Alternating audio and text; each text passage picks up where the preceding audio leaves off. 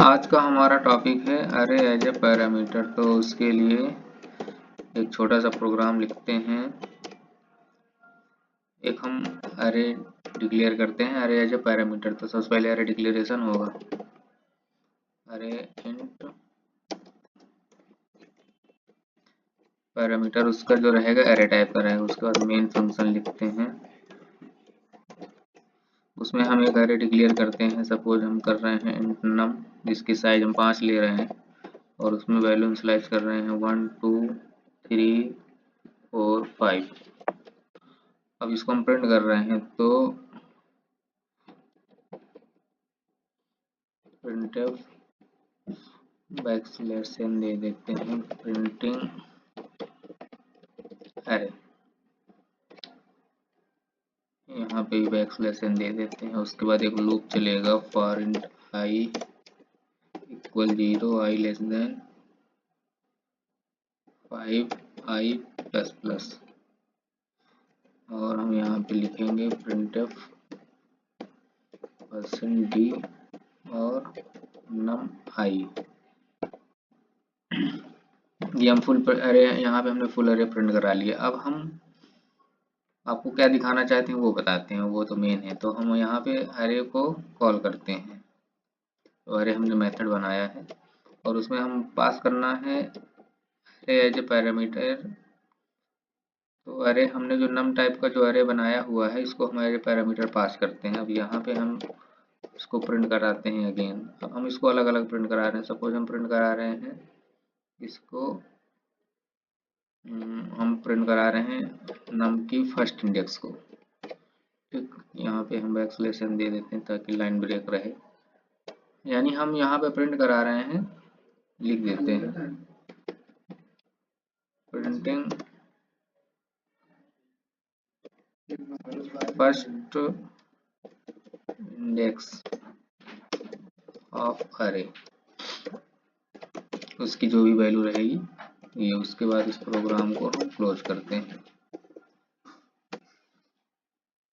अब उसके बाद हम फंक्शन की डिफिनीशन लिखते हैं। तो वाइड अरे और इंट नम।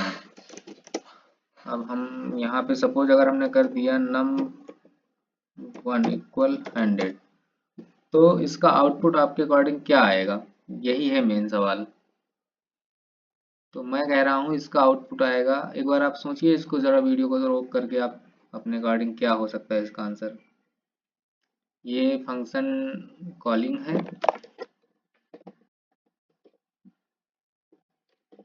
ये फंक्शन डिक्लेरेशन है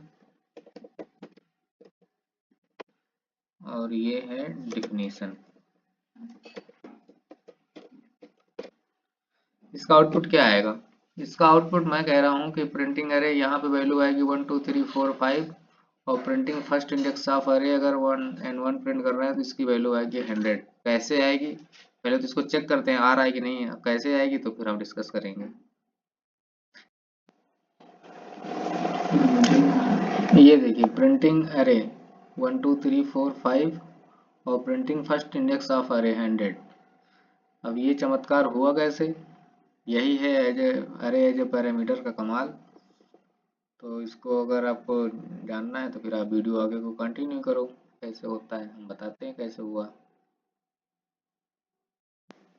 तो ये हमारा प्रोग्राम है और इसमें हमको समझना है कि ऐसा हुआ क्यों। कि हमने यहाँ पे गौर करने वाली बात यह है कि ये फंक्शन भी है वाइड टाइप का है। यानी ऐसा भी नहीं है कि हमने यहाँ से वैल्यू रिटर्न करा दी है कि ए नम इंडेक्स 1 की वैल्यू 100 हमने कर दी, यहाँ से रिटर्न कर दिया और यहाँ प्रिंट करा रहे हैं तो 100 आ गया, ऐसा भी नहीं है।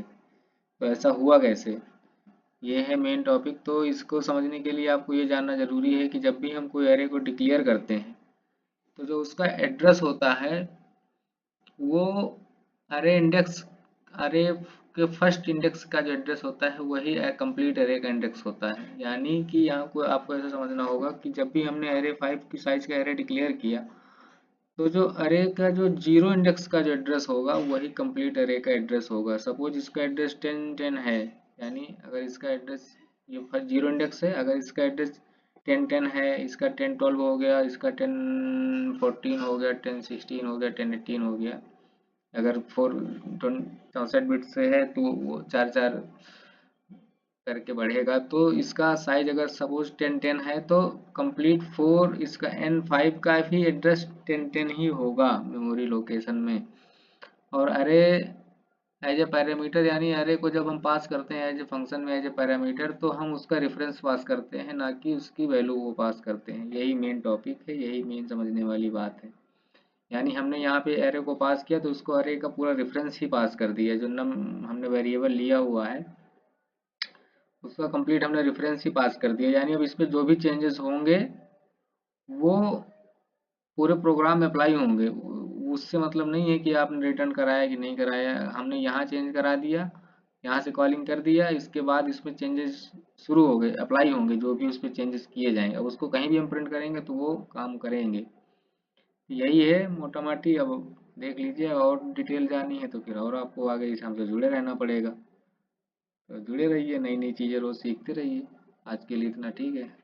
ओके।